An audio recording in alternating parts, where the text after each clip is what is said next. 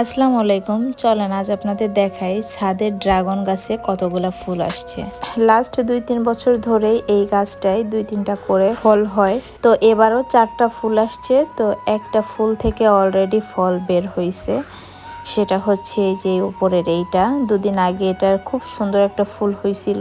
আশা করা যায় সামনে আরো হয়তো অনেক বেশি হবে ফল। ছোট খালার বাসা থেকে ডাল এনে সেজো খালা এই ছাদের উপরে এই ডালটা লাগিয়েছিল। যত্ন পরিচর্যা করলে হয়তো আরো ফল দিত। তারপর আবার একটু আম্মুর মুরগির ঘরে আসলাম। এখানে এসে দেখলাম একসাথে মুরগিতে অনেকগুলো ডিম পেড়ে রাখছে। এটা দেখে তো খুবই ভালো লাগলো। যে ব্যক্তি ডিম পছন্দ করে না সেই ব্যক্তিও যদি দেখে যে তার পালের একটা মুরগিতে এতগুলা ডিম পেড়ে রাখছে একটা জায়গায়, তারও অনেক বেশি খুশি লাগবে। ছাদের উপরে মুরগি অনেক বেশি না, মাত্র 2-3টা। সো এখানে একদিনে এতগুলা ডিম হয় নাই, 2-3 দিন মিলাই হচ্ছে এখানে এতগুলা ডিম হয়েছে। তারপর আবার একটু কবুতরের পাশেও গেলাম, যে অনেক কিছুই দেখলাম আজ। তার মধ্যে মজার যেটা দেখলাম সেটা হচ্ছে বাচ্চাগুলা।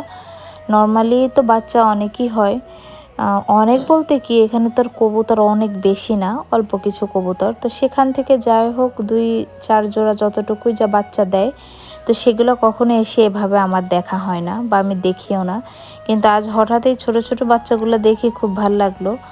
এখানে দেখলাম যে 3টা বাচ্চা আছে। আরেকটা রুমের মধ্যে দেখলাম যে 2টা ডিম আছে, এখানে কোনো বাচ্চা নেই।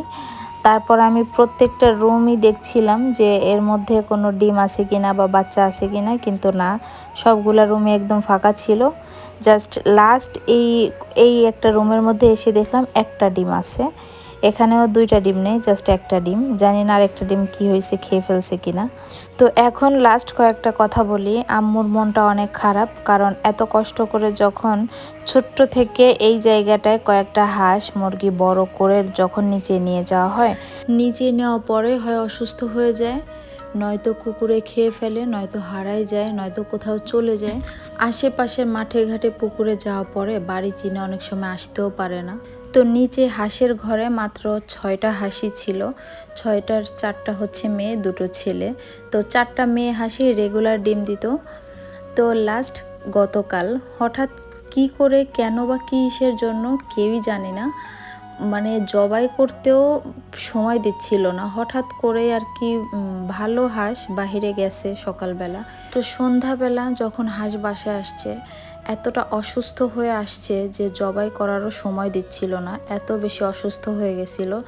তো একটা হাঁস তো কোথাও একটা হয়তো মরে পড়েই আছে, বাসায় আসতেই পারে নাই।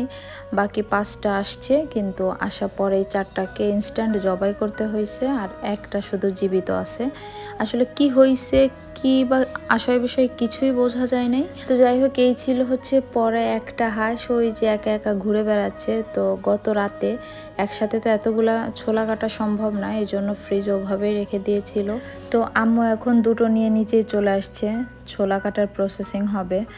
মাটির চুলায় পাতা দিয়ে জাল করছিলাম, এখানে পানি ফুটে গেলে তারপরে হচ্ছে আম্মুর কাজ শুরু হবে। আম্মু তো আমাকেই দিছিল জাল করতে। যাই হোক, পরে আম্মুর সাথে একটু হাতে হাত লাগাইলাম, কারণ আম্মু একা হতো না, সময় লাগতো, এই জন্য আমি ফোনটা রেখে আম্মুকে একটু হেল্প করলাম। তারপর উপরে চলে এসে আম্মু আবার কাটাকাটিতে বসলো। কাটতে সময় আম্মুর এত দুঃখ, মানে এই যে হাঁসের পেটে ডিমগুলা দেখে আম্মুর মনে হয় এমন একটা অবস্থা যে সোনার ডিম পাড়া হাঁস মরে গেছে এরকম। আসলে ব্যাপারটা বুঝি, যে পালে পোষে যার মানে জিনিসটা, তার খুব মায়া লাগে। আসলে পোষা জিনিস তো মায়া মহব্বত সন্তানের মতো হয়ে যায়। তো কি আম্মু বুঝতে পারছে দুঃখ পেয়ে লাভ নেই, যা হবার সেটা হবেই। এজন্য নিজে হাতে আমাদের জন্য রুটি করেছে আর মাংসগুলো রান্না করেছিল। সেদিন একজন জিজ্ঞেস করলো, তোমরা কি শুধু হাঁসের মাংসই খাও? বাসায় যেহেতু আছে আর সেগুলো যখন মারাই যাচ্ছে, ওগুলো তো খেতেই হবে। আর হাঁসের মাংসর যে দাম, কিনে খেতে হলে হয়তো এভাবে রেগুলার খাওয়া হইতো না, দামটাও ম্যাটার না। হাঁসের মাংস মন চাইলেই খাওয়া যায় না, গরুর মাংসের মতো কিনে এনেই রান্না চড়াই দিলাম, এটা হয় না। মন চাওয়া পরে পাক্কা একটা দিন শুধু এটার ছোলা কাটার জন্যই লেগে যায়। আর হাঁসের মাংসটা আমাদের বাসার সবার অনেক পছন্দ, এজন্য কষ্ট হলেও কিছু করার নাই। পছন্দের জিনিসটা একটু কষ্ট করে পাওয়াই ভালো। তো যাই হোক, অনেক তো গল্প হলো, খেতে খেতে বিদায় নিয়ে ফেলি। Thanks for watching. আল্লাহ হাফিজ, বাই অ্যান্ড টাটা। দেখা হবে নেক্সট ভিডিওতে।